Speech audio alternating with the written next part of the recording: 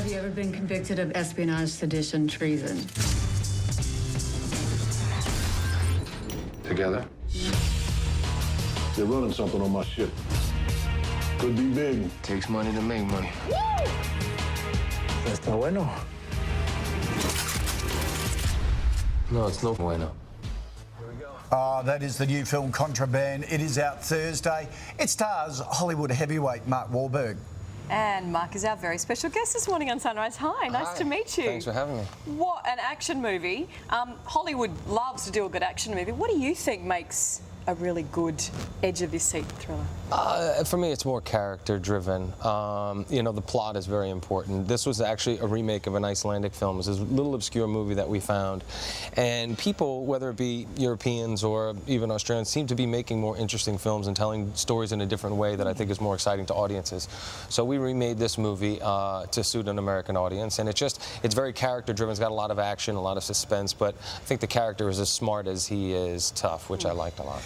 Is that a decider in the movies you choose? Because you do a lot of character-driven movies. Like my all-time favourite, The Three Kings and Four Brothers.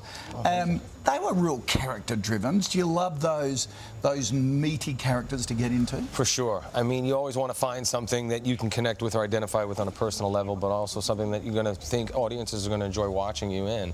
And, you know, early on in my career, it was all about just working with a filmmaker, whether I liked the script or the part or not. Right. And then I got to a certain point in my career, was like, you know what, I got to start making audiences happy and finding film roles that I would want to do and I think people want to see me in.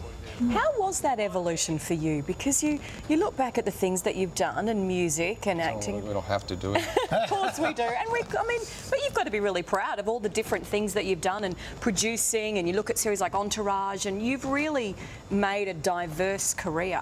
I've been very fortunate. Very fortunate. I work very hard, and I don't take any of it for granted. You know, I appreciate the opportunities that I've had. And as far as getting into producing, I've always wanted to be able to be in control of my own destiny. And you know, good scripts don't usually land on your desk, so you got to go out there and find the material and develop it yourself. I'm fascinated how you made that transition, because you look at your life, one of 9 kids, got into a fair bit of trouble with the law when you were younger. You're now father of 4. When you look back to your childhood and now as a dad, what do you think? Have you made that change? You know, I'm a very spiritual person. You know, I feel like I've been very blessed, and to be able to turn my life around the way I have. But obviously, my biggest job and the most important role that I'll ever play is father and husband, and to be able to raise my kids the right way and help them avoid making some of the mistakes that I made is the most important part of my focus. Were you always a strict Roman Catholic? I was, and then of course I started getting into drugs and alcohol and running the streets, and ended up going to prison. And that if prison doesn't turn you around, nothing will. Yeah. But I liked my freedom, and so I wanted to turn my life around. And it's a difficult thing to do, because when I got out, I was still living in the same neighborhood and hanging around, you know, a lot of the same guys. But I just chose to go a different path. What are some of the main things that you want your kids to learn? We were chatting earlier that you're getting apparently your tattoos removed, and you're making your kids see you get that done to try and teach them not to do it. Yeah, I don't want them to do any of those kind of things. Obviously, they're going to make their own choices, but hopefully I give them the best solid upbringing, and then they'll be able to be in a position to make the right choices and decisions in life. And you know, being a part of every aspect of their life, I think, is the key. You know, my parents, they both work 2 or 3 jobs just to put food on the table. Yep. So, you know, time is everything. So if I'm not working, I'm at home with my wife and my kids. And tell us about the foundation, because your foundation specifically designed to help troubled youth, isn't it? Yeah, you know, there's a lot of kids that have a lot of potential. They're just not given a lot of opportunities, so we want to create that for inner city and at-risk youth. And it started out as just something small in our own neighborhood, and now we've been able to partner up with people like Taco Bell and all these great organizations that do so much for inner city kids. So we're opening recording studio, television, film, and animation studios in each one of the boys' clubs across America. We've already opened one in California and one in Massachusetts. We give them on-site training, and then hopefully they'll progress right into working on some of the projects that we're shooting and developing, giving them career opportunities. So is that the secret for you getting into music? Do you see that sort of creative careers as something that kids who come from a disadvantaged background can relate to better and build from? For sure, and that's why I go and speak with them personally. I think they can obviously identify with me. They know that I've been through the same things that they're going through, and if I was able to turn it around, they certainly can. Most of the kids are smarter than me, and when you're growing up in an environment like that, you can become very driven and very focused. And I knew once I had an opportunity, I wasn't going to do anything to mess it up.